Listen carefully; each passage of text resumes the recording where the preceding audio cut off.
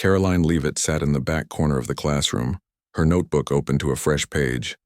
The room buzzed with the low hum of students chatting as they waited for class to begin. Sunlight streamed through the tall windows, casting golden streaks across the rows of desks. Karoline adjusted her glasses and glanced at the clock on the wall. It was almost time. She wasn't like the other students in Dr. Alan Carter's advanced calculus course, while most of them were juniors or seniors, who had spent years building up their confidence in math. Karoline was only a sophomore. She didn't talk much in class, not because she didn't understand the material, but because she preferred to listen. Her mind worked best when it could quietly process information without interruption. And besides, she'd learned early on that speaking up often drew unwanted attention. Dr. Carter entered the room, his leather satchel slung over one shoulder. He wore a tweed jacket with patches on the elbows, a look he probably thought made him seem intellectual. His salt and pepper hair was combed neatly, and his wire-rimmed glasses perched precariously on the bridge of his nose. As he set his things down on the desk at the front of the room, the chatter faded into silence. "Good morning, everyone," he said, his voice carrying an edge of authority. "Today, we're going to delve into some real-world applications of calculus. Specifically, I want to discuss how mathematics intersects with social justice." A few students groaned under their breath. Social justice wasn't exactly what they had signed up for when they registered for this class. But Dr. Carter loved tying abstract concepts to modern issues. To him, everything was political, even numbers. Karoline flipped to a blank page in her notebook and uncapped her pen. She wasn't particularly interested in politics, but she appreciated the way Dr. Carter tried to make math relevant to everyday life. Still, there was something about his tone today that felt different, sharper, more pointed. She couldn't quite put her finger on it. As the lecture began, Dr. Carter launched into a passionate explanation of how algorithms could perpetuate inequality if not carefully designed. He used examples from hiring practices and loan approvals, illustrating how biased datasets could lead to unfair outcomes. It was fascinating stuff, and Karoline found herself scribbling notes furiously. But then, halfway through the lesson, Dr. Carter paused. He scanned the room, his gaze lingering on various students before finally settling on Karoline. "Ms. Leavitt," he said, his voice cutting through the quiet like a knife. "You've been unusually silent today. Do you have any thoughts on this topic?" The question caught Karoline off guard. She blinked, startled, and looked up from her notebook. All eyes turned toward her, and she felt her cheeks flush. She stammered, unsure of what to say. She hadn't expected to be called out, especially not in front of everyone. Dr. Carter raised an eyebrow. "Come now, Ms. Leavitt. Surely you must have some opinion on the matter. Or perhaps you're too busy daydreaming to engage with the material?" A ripple of nervous laughter spread through the room. Karoline sank lower in her seat, wishing she could disappear. She hated being the center of attention, especially when she felt unprepared. But deep down, she also felt a flicker of irritation. Why did he assume she wasn't paying attention? Just because she wasn't raising her hand didn't mean she wasn't thinking. "Well," Dr. Carter pressed, his tone dripping with sarcasm, "or are these concepts beyond your grasp?" That last comment struck a nerve. Karoline clenched her jaw, her fingers tightening around her pen. She wanted to snap back, to tell him exactly what she thought of his condescending attitude. But instead, she forced herself to take a deep breath. Losing her temper wouldn't help. If anything, it would only give him more ammunition to use against her. "No, sir," she said softly, keeping her voice steady despite the storm brewing inside her. "I was just listening." Dr. Carter smirked, clearly unsatisfied with her response. "Listening is fine, Ms. Leavitt, but participation is key. Mathematics isn't a spectator sport. You need to engage with the material or risk falling behind." Karoline nodded, though her heart was pounding. She knew she wasn't falling behind. In fact, she was ahead of most of the class. But arguing with Dr. Carter wouldn't change his mind. Instead, she resolved to prove him wrong in her own way. After class, Karoline packed up her things and headed to the library, her usual refuge. She liked it there, the quiet atmosphere, the smell of old books, the sense of order. It was a place where she could think clearly, away from distractions. Today, however, her thoughts were anything but clear. She replayed the scene in her head, cringing at how awkward she'd felt. Dr. Carter's words echoed in her mind. Are these concepts beyond your grasp? The phrase rankled her, not because it was true, but because it was so far from the truth. Karoline had always excelled at math. Numbers came naturally to her, like a language she instinctively understood. Even as a child, she'd spent hours solving puzzles and working through problems for fun. Her parents hadn't understood her passion. Growing up in a small town in rural Ohio, they'd encouraged her to focus on more practical subjects, something that might lead to a stable job. But Karoline had persisted, teaching herself advanced topics long before she reached high school. By the time she enrolled at the University of New Haven, she was already light years ahead of her peers. And yet, here she was, sitting in a library cubicle, feeling like an imposter. Dr. Carter's dismissive attitude had planted a seed of doubt in her mind. Was she really as smart as she believed? Or was she just fooling herself? Karoline shook her head, trying to banish the negative thoughts. She opened her laptop and pulled up the document she'd been working on, a paper exploring multidimensional topology. She'd submitted it to a prestigious journal months ago under a pseudonym, hoping to get feedback from experts in the field. So far, she hadn't heard anything back, but the process had taught her one thing. She belonged in this world. No amount of criticism from Dr. Carter could change that. As the afternoon wore on, Karoline lost herself in her work.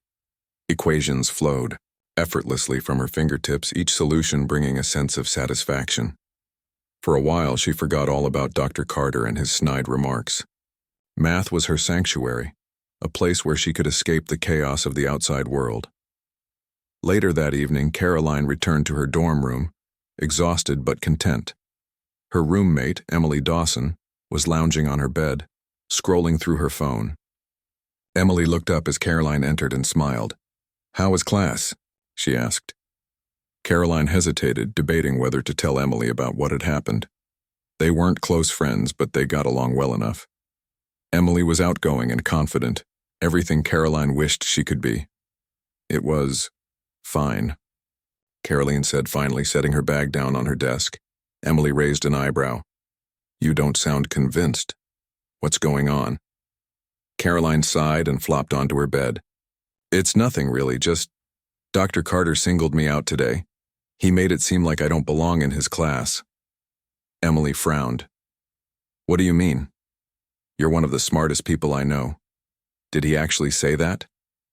"Not directly," Karoline admitted. "But he implied it. He kept asking why I wasn't participating, like I don't understand the material or something."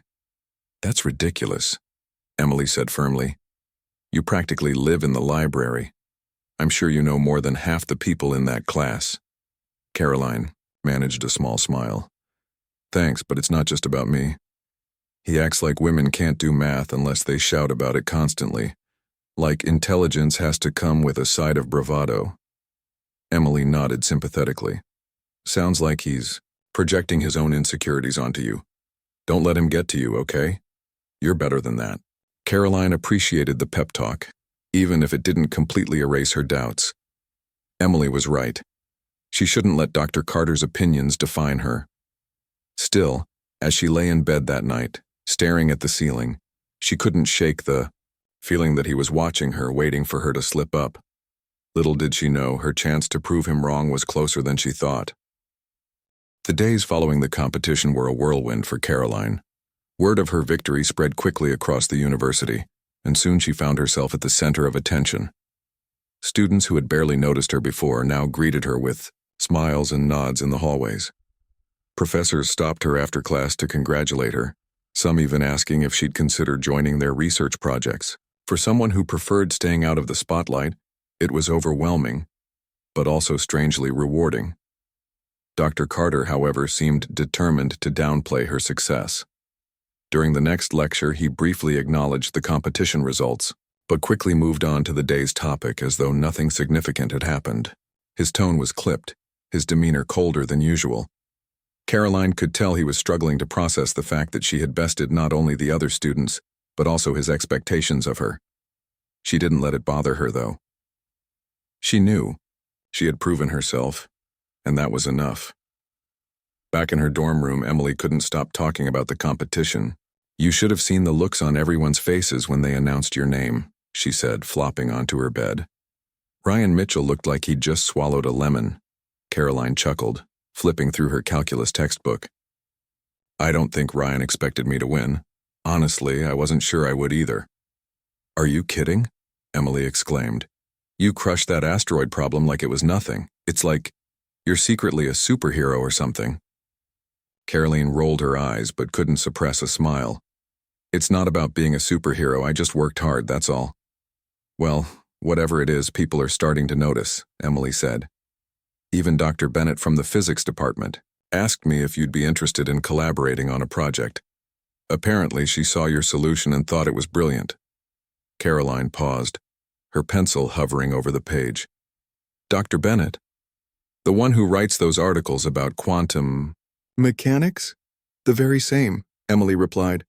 "She said she wants to meet with you tomorrow afternoon. What do you think?" Karoline felt a surge of excitement mixed with nervousness. Dr. Laura Bennett was one of the most respected professors at the university, known for her groundbreaking work in theoretical physics. The idea of working with her was both thrilling and intimidating. Still, Karoline nodded. "I'll go. Why not?" The next afternoon, Karoline made her way to Dr. Bennett's office, which was tucked away in a quiet corner of the science building. The door was slightly ajar and she knocked softly before stepping inside. Dr. Bennett looked up from her desk, her sharp features softening into a warm smile. "Ah, Karoline," she said, standing to shake her hand. "Thank you for coming. Please have a seat." Karoline sat down, clutching her notebook tightly. "You wanted to talk to me about something?" "Yes, indeed," Dr. Bennett replied, leaning back in her chair. "I attended the competition last week, and I must say, I was thoroughly impressed by your performance, especially your algorithm for predicting asteroid trajectories. It reminded me of a paper I read recently, one that was submitted anonymously to a journal I review for." Karoline froze, her heart skipping a beat. She hadn't told anyone about the paper she'd sent out months ago under a pseudonym. How? Could Dr. Bennett possibly know? Seeing the look on Karoline's face, Dr. Bennett chuckled.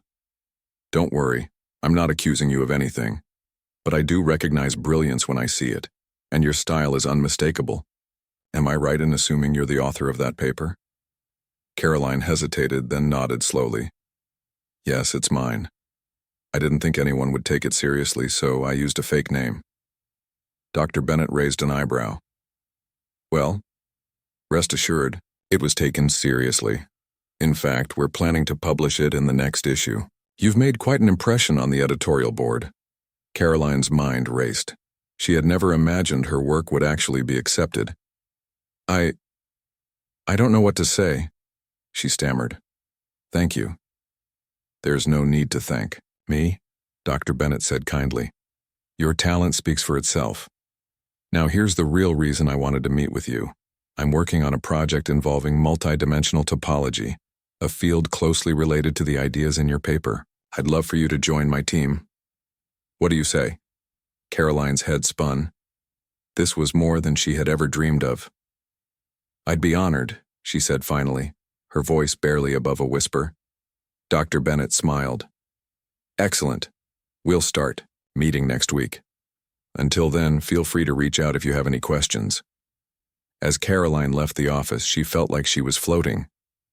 For the first time, she allowed herself to believe that maybe, just maybe, she truly belonged in this world of mathematics and science. Meanwhile, Dr. Carter was growing increasingly frustrated. He had always prided himself on identifying top talent in his classes. Yet somehow, he had completely misjudged Karoline. Her sudden rise to prominence irritated him, not because he disliked her personally, but because it challenged his assumptions about what a mathematician should look like. To him, brilliance was supposed to come with confidence, charisma, and a certain kind of swagger, qualities he associated with students like Ryan Mitchell. Karoline's quiet, unassuming nature didn't fit the mold, and that unsettled him. Determined to regain control, Dr. Carter decided to confront Karoline directly. After class one day, he lingered near the door as the other students filed out. When the room was empty except for the two of them, he cleared his throat. "Ms. Leavitt," he began, his tone formal. "May I have a word?" Karoline turned, surprised. "Of course, Dr. Carter." He gestured for her to sit, and she complied, folding her hands neatly in her lap. "I wanted to discuss your recent achievements," he said, his words measured. "Your performance in the competition and your apparent contributions to academic journals is commendable." Karoline blinked, unsure how to respond. Was this an apology, a compliment, or just another attempt to undermine her? "I admit," Dr. Carter continued, "I may have underestimated you at the beginning of the semester. However, I hope you understand that my methods are designed to push students to excel. If I came across as harsh, it was only because I believe in challenging my students to reach their full potential." Karoline studied him carefully, searching for sincerity in his expression. She wasn't convinced he was genuinely sorry, but she appreciated the effort. "Thank you, Dr. Carter," she said diplomatically. "I appreciate the opportunity to grow." He nodded stiffly, clearly uncomfortable with the exchange. "Very well. That will be all." As Karoline walked back to her dorm, she reflected on the conversation. Dr. Carter's words still carried a hint of condescension, but they also signaled a shift. Perhaps he was beginning to see her in a different light, or at least trying to save face. Either way, she didn't dwell on it. What mattered most was that she had earned respect, not just from others but from herself. That evening, Karoline met up with Emily in the library to share the news about Dr. Bennett's offer. Emily squealed with excitement. "This is huge. You're basically becoming a celebrity around here." Karoline laughed. "Let's not get carried away. I'm just doing what I love." Emily shook her head. "No, you're doing way more than that. You're showing everyone that girls like us can succeed in fields where we're not always welcome. That's important, Karoline. Don't forget it." For the first time, Karoline realized the broader impact of her journey. It wasn't just about proving herself to Dr. Carter or excelling in calculus. It was about breaking barriers and inspiring others to follow their passions, no matter how daunting the path might seem. Over the next few weeks, Karoline threw herself into her new role on Dr. Bennett's team. The work was challenging, requiring long hours and intense focus, but she thrived in the collaborative environment. Her teammates, a mix of graduate students and faculty members, welcomed her ideas and treated her as an equal. For once, she felt like she truly belonged. At the same time, she continued to excel in Dr. Carter's class, solving problems with ease and offering insights that left her classmates in awe. Though Dr. Carter remained distant, his attitude softened slightly. He began assigning her advanced problems designed to stretch her abilities rather than embarrass her, and while his praise was minimal, it was genuine. One afternoon, as Karoline walked across campus, she overheard a group of freshmen discussing the upcoming math competition. "Did you hear about Karoline Leavitt?" one of them said. "She's like a genius. Maybe someday I'll be as good as her." Karoline smiled, to herself, feeling a warmth spread through her chest. She hadn't set out to become a role model, but if her story could inspire even one person to pursue their dreams, then it was worth every challenge she had faced. As the semester drew to a close, Karoline found herself looking forward to the future with a sense of purpose. She knew there would be obstacles ahead, moments of doubt, setbacks, and people who underestimated her, but she was ready to face them. After all, she had already proven that true brilliance doesn't need validation from anyone else. It shines brightest when it stays true to itself. The next morning, Karoline woke up with a strange sense of determination. She didn't want to let Dr. Carter's words linger in her mind any longer. Instead, she decided to focus on what she loved most: mathematics. As she got ready for the day, she reminded herself that her abilities weren't defined by someone else's opinion. Still, there was a part of her that couldn't ignore the challenge Dr. Carter had unknowingly thrown her way. When she arrived at class, she noticed something unusual. Dr. Carter had written a new problem on the board before anyone else entered the room. It wasn't just any problem. It was one of those tricky integrals that required multiple steps and creative thinking. Most students groaned when they saw it, but Karoline felt a spark of excitement. She slid into her usual seat near the back and pulled out her notebook, eager to tackle the task. Dr. Carter began the lecture by addressing the class. "Before we move forward, I'd like everyone to attempt this problem," he said, gesturing toward the board. "It's a good test of your understanding of the material we've covered so far." He paused, his eyes scanning the room until they landed on Karoline. "And Ms. Leavitt, I trust you'll give it your best effort." Karoline nodded silently, feeling the weight of his gaze. She knew exactly what he was doing. He wanted to see if she would fail, but instead of feeling intimidated, she felt a quiet resolve building inside her. She turned her attention to the problem and began working through it step by step. The minutes ticked by as the classroom filled with the sound of pencils scratching against paper. Some students whispered to each other, trying to figure out the solution together, while others stared blankly at their notebooks, clearly lost. Karoline, however, remained focused. Her hand moved quickly across the page, jotting down calculations and checking her work carefully. Within 10 minutes, she had solved the problem completely. When Dr. Carter called time, he asked for volunteers to share their answers. Only a few students raised their hands, and none of them had gotten the correct result. Finally, he turned to Karoline. "Ms. Leavitt, since you seemed so confident earlier, why don't you show us how it's done?" Karoline hesitated for a moment, unsure whether to accept the invitation. She didn't want to appear boastful, but she also didn't want to back down. Slowly, she stood up and walked to the front of the room. Taking a deep breath, she picked up a piece of chalk and began explaining her solution. Her explanation was clear and concise, breaking down each step in a way that even the less confident students could follow. When she finished, the room was silent for a moment before someone clapped. Others joined in, and soon the entire class was applauding. Even Dr. Carter looked impressed, though he quickly masked it with a neutral expression. "Well done, Ms. Leavitt," he said stiffly. "I suppose you do have some grasp of the material after all." The comment stung, but Karoline forced herself to smile politely. She returned to her seat, feeling a small sense of victory. She had proven him wrong, at least for now. Over the next few weeks, Dr. Carter continued to single her out during lectures, assigning her increasingly difficult problems to solve on the spot. Each time, Karoline rose to the occasion, impressing both her classmates and her professor, though he never admitted it outright.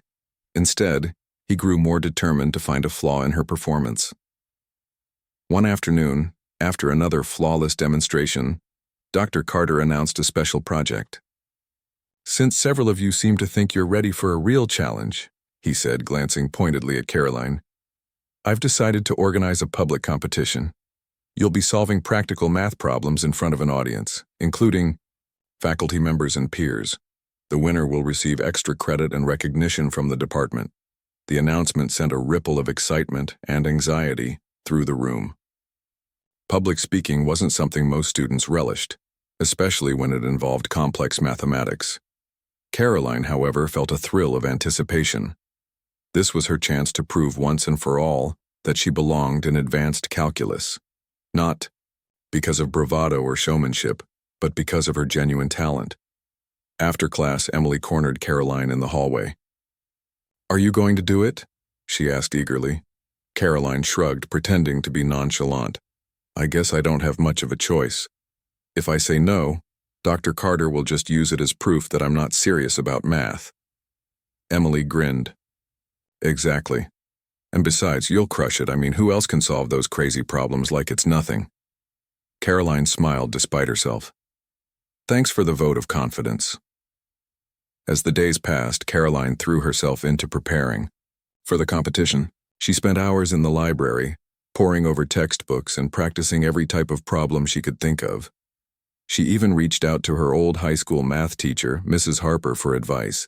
Though retired, Mrs. Harper was happy to help, offering tips and encouragement that boosted Karoline's confidence. Meanwhile, Dr. Carter seemed to be ramping up his efforts to make things difficult for her.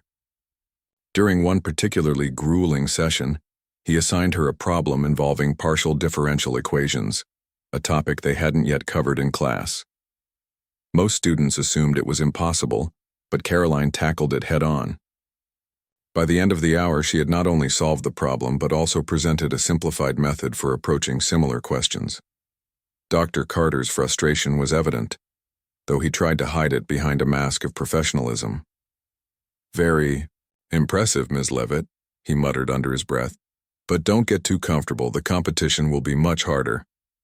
Karoline simply nodded, refusing to rise to the bait. She knew he was trying to shake her confidence, but she wouldn't let him win. Every challenge he threw at her only made her stronger. On the day of the competition, Karoline arrived early to the auditorium where the event was being held. Rows of chairs were arranged in front of a large stage, and a whiteboard stood at the center ready for use. Faculty members milled about, chatting animatedly, while students filtered in, clutching notebooks and calculators. The atmosphere was electric with anticipation. Karoline found a seat near the back and took a moment to steady her nerves. She glanced around the room, spotting Emily in the crowd. Her roommate gave her a thumbs up, mouthing the words, "You've got this." Karoline smiled, grateful for the support.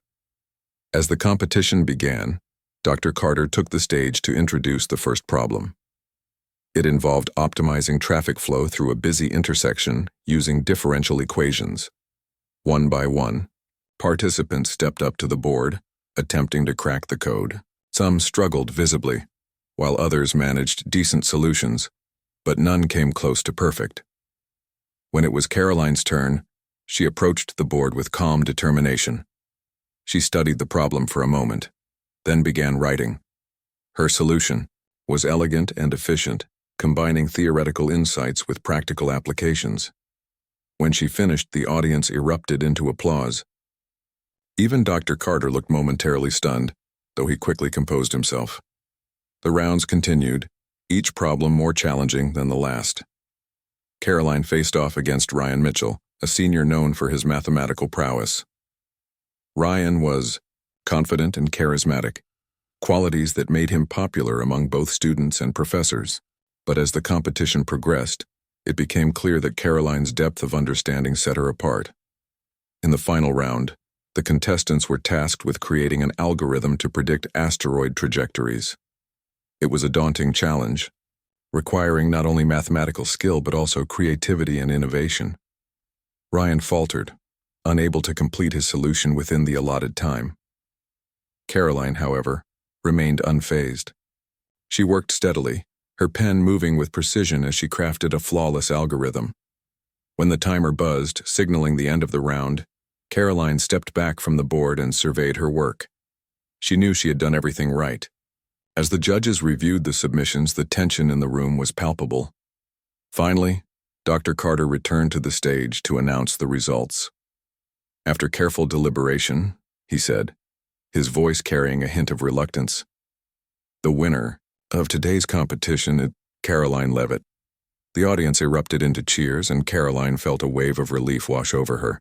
She accepted the applause graciously, knowing that she had earned it not through arrogance or bravado, but through hard work and dedication. As she left the stage, Emily rushed up to hug her. "I told you you'd crush it," she exclaimed. Karolina laughed, feeling lighter than she had in weeks. For the first time, she realized that proving herself to Dr. Carter wasn't the most important thing. What mattered was staying true to her passion and letting her talent speak for itself. The weeks turned into months, and Karoline's life began to change in ways she had never imagined. Her collaboration with Dr. Bennett's team became the highlight of her days, offering her a chance to dive deeper into the world of multidimensional topology. The work was challenging, but it also brought her immense satisfaction. Every breakthrough felt like a step closer to understanding something profound about the universe and about herself. Dr. Bennett quickly became more than just a mentor. She was a guide who encouraged Karoline to trust her instincts and push beyond her limits. "You have a rare gift," Dr. Bennett told her one afternoon as they reviewed data together. "Not everyone sees patterns the way you do. Don't let anyone, yourself included, Diminish that. Karoline nodded, absorbing the words. She had spent so much of her life doubting herself, especially when others dismissed her abilities. But working alongside Dr. Bennett and the rest of the team reminded her that talent wasn't something to hide or downplay. It was something to celebrate. Meanwhile, news of Karoline's achievements continued to spread across campus. Students whispered about her during lunch breaks, and professors mentioned her name in faculty meetings. Even Dr. Carter seemed to soften his approach toward her, though he still kept his distance. He occasionally assigned her advanced problems in class, but instead of using them as tools to embarrass her, he framed them as opportunities for growth. It wasn't exactly an apology, but it was progress. One day, after a particularly grueling session with Dr. Bennett's team, Karoline decided to take a break and visit the library. She loved the quiet hum of activity there, the rustle of pages turning, the soft tapping of laptop keys, the occasional cough breaking the silence. It was a place where she could recharge and think clearly. As she wandered through the aisles, she overheard two students talking near the math section.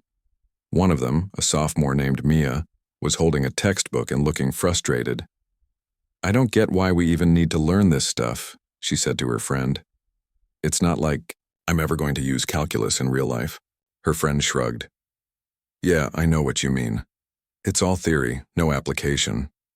Karoline hesitated for a moment, then stepped forward. "Actually," she said gently, "calculus has tons of applications. Like traffic flow optimization, economic modeling, even space exploration." Mia looked up, surprised. "Oh, hey, aren't you Karoline Leavitt? The girl who won that competition?" Karoline smiled, feeling a little self-conscious. "That's me. Anyway, if you're struggling with calculus, I can help explain it. Sometimes seeing how it connects to real-world problems makes it easier to understand." Mia's face lit up. "Really? That would be amazing." For the next hour, Karoline sat with Mia and her friend, breaking down complex concepts into simpler terms. She used examples from everyday life, how derivatives could predict changes in speed, or how integrals could calculate areas under curves. By the time they parted ways, Mia seemed genuinely excited about calculus for the first time. As Karoline walked back to her dorm, she realized how much she enjoyed teaching. Explaining math to someone else wasn't just about sharing knowledge. It was about showing them that they were capable of understanding it. Maybe, she thought, this was another way she could make a difference. A few weeks later, Emily approached Karoline with an idea. "You should start a study group," she suggested one evening while they were eating dinner in the cafeteria. "You've already helped Mia, and I bet there are plenty of other students who could benefit from your brain power." Karoline frowned. "I don't know. I'm already busy with Dr. Bennett's project. Plus, I'm not really a teacher." "You don't have to be a teacher," Emily countered. "Just share what you know. Trust me, people will show up." After some hesitation, Karoline agreed to give it a try. She posted flyers around campus advertising a weekly study group for students struggling with advanced math courses. To her surprise, more than a dozen students showed up to the first session. They came from different majors and backgrounds, but they all shared one thing: a desire to improve. Each week, Karoline guided the group through challenging topics, encouraging questions and discussions. She made sure to create a welcoming atmosphere where no one felt afraid to speak up. Slowly but surely, the students began to gain confidence, not just in their math skills, but in themselves. One evening, after a particularly successful session, a junior named Alex approached Karoline. "Thanks for doing this," he said sincerely. "I was ready to drop my calculus class until I started coming here. You've made a big difference." Karoline felt a lump rise in her throat. She hadn't expected her efforts to have such an impact. "I'm glad I could help," she replied softly. While Karoline thrived in her new roles, Dr. Carter's reputation began to suffer. His behavior during the semester, particularly his treatment of Karoline, had not gone unnoticed. Several students filed complaints, citing his condescending attitude and bias against quieter participants. Faculty members, too, grew critical of his methods, questioning whether his emphasis on bravado over substance was truly effective. Eventually, the university administration intervened. Dr. Carter was reassigned to teach introductory courses, leaving the advanced calculus class to a younger professor named Dr. Sarah Patel. Unlike Dr. Carter, Dr. Patel prioritized inclusivity and encouragement, fostering an environment where all students felt valued. When Karoline heard the news, she didn't feel triumphant. Instead, she felt a pang of sympathy for Dr. Carter. Though his actions had hurt her, she understood that he had been trying, in his own misguided way, to challenge his students. Still, she couldn't deny that the change was for the better. Under Dr. Patel's guidance, the calculus class took on a new energy. Discussions became more collaborative, and students who had previously stayed silent began to participate actively. Karoline found herself enjoying the lessons more than ever, contributing insights without fear of judgment. By the end of the academic year, Karoline's accomplishments had earned her recognition far beyond the university. Her paper on multidimensional topology was published in a prestigious journal, drawing praise from experts around the world. Invitations to conferences and workshops poured in, giving her opportunities to present her research on larger stages. At one such conference, Karoline stood nervously behind a podium, staring out at an audience filled with mathematicians and physicists. She adjusted the microphone and took a deep breath. "Thank you for having me today," she began, her voice steady despite her nerves. "I'd like to talk about the beauty of numbers and how they connect us to the universe." As she spoke, she explained her findings in clear, accessible language, weaving in anecdotes from her journey. When she finished, the room erupted into applause. For the first time, she allowed herself to fully embrace the admiration of others, not because she craved validation, but because she knew she had earned it. Afterward, a visiting professor approached her. "Your presentation was inspiring," he said warmly. "We need more voices like yours in academia, voices that remind us why we fell in love with math in the first place." Karoline smiled, feeling a sense of purpose settle over her. She had started this journey unsure of her place in the world of mathematics. Now she realized that her role wasn't just to solve problems, it was to inspire others to see the beauty in solving them. Back on campus, Emily launched a nonprofit organization aimed at encouraging women and minorities to pursue careers in STEM fields. She asked Karoline to join the board, and Karoline happily accepted. Together, they organized workshops, panel discussions, and outreach programs, reaching students who might otherwise have felt excluded from the sciences. Through it all, Karoline remained humble, always quick to credit her mentors, peers, and supporters for her success. She knew that brilliance wasn't born in isolation. It grew through connection, collaboration, and community. As she prepared for her final exams, Karoline reflected on how far she had come. From the shy sophomore sitting silently in the back of Dr. Carter's classroom to the confident young woman standing before audiences of experts, she had transformed in ways she never thought possible. And yet she knew this was only the beginning. There would always be challenges ahead, barriers to break, doubts to overcome, and new heights to reach.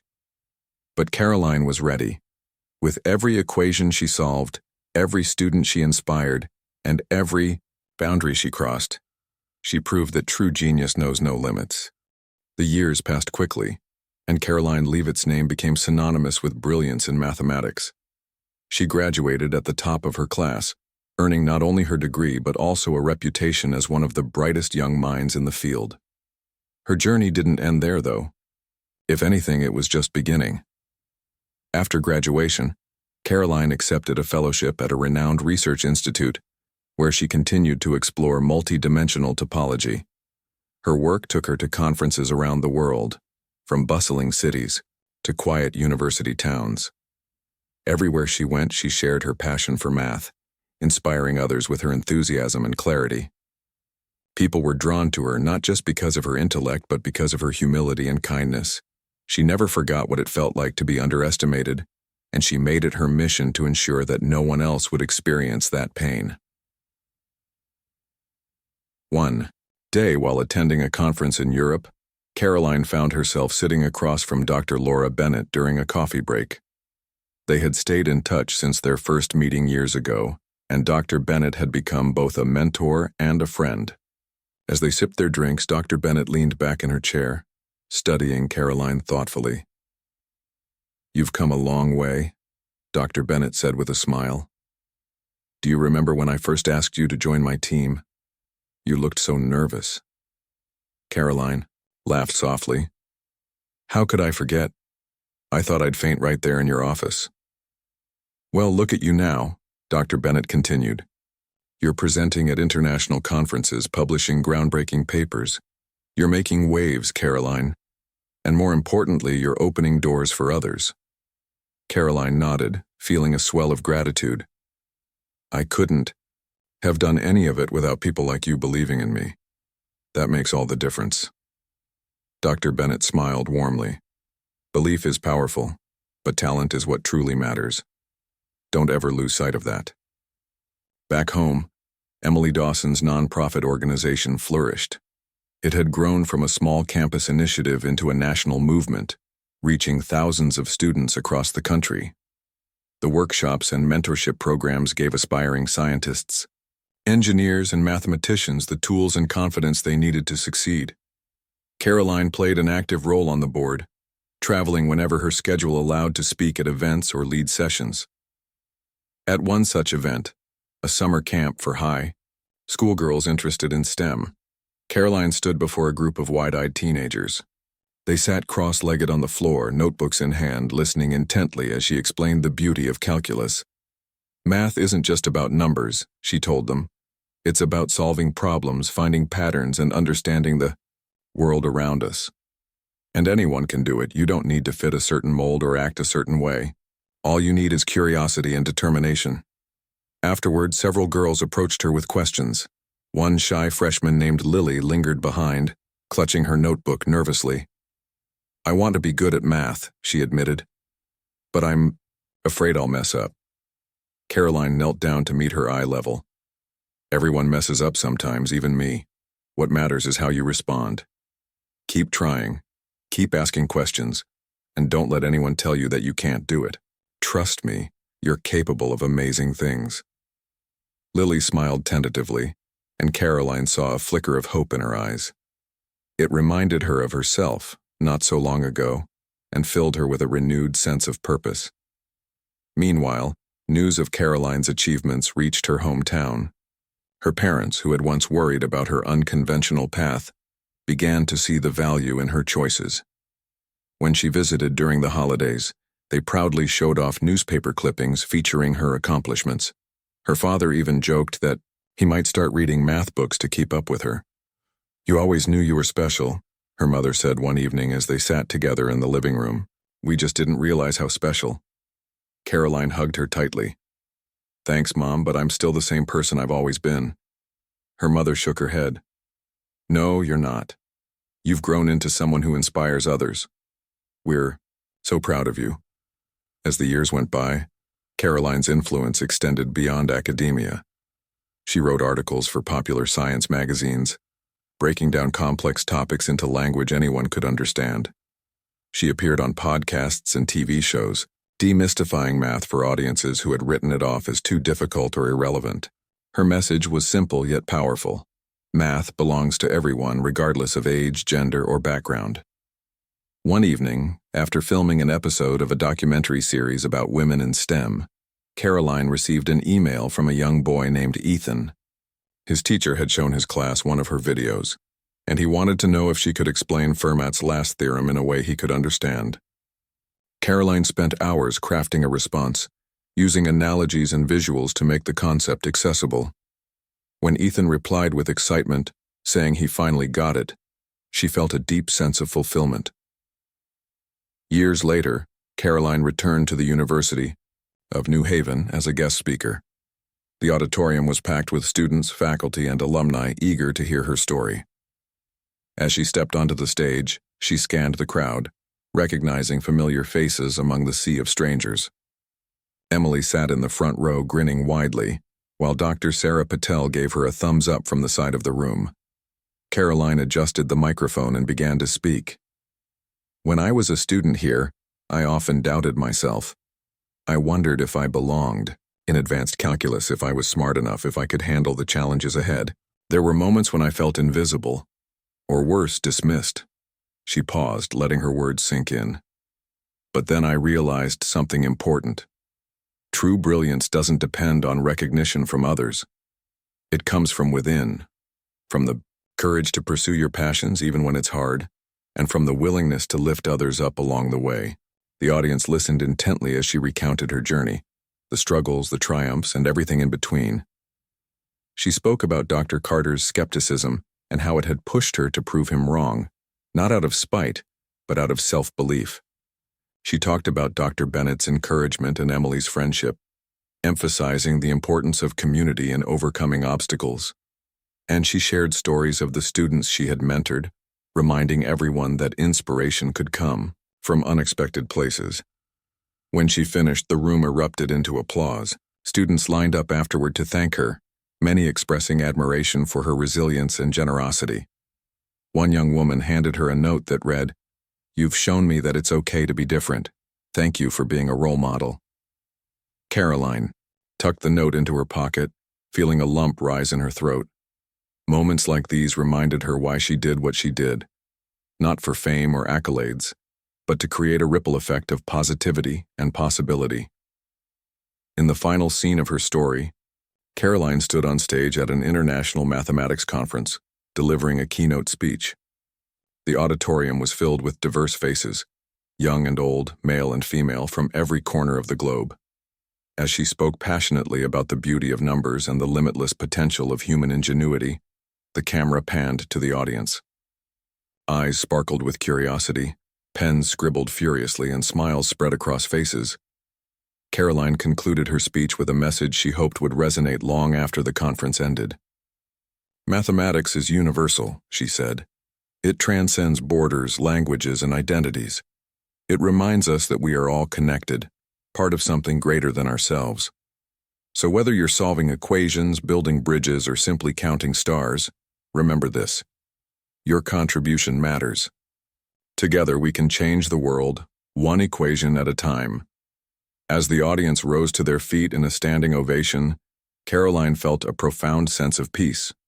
She had faced doubt, prejudice, and fear, but she had emerged stronger because of it. Her journey wasn't perfect, nor was it easy, but it was hers, and it had led her exactly where she was meant to be. The lights dimmed, and the applause faded into silence. Karoline stepped off the stage, ready to face whatever came next.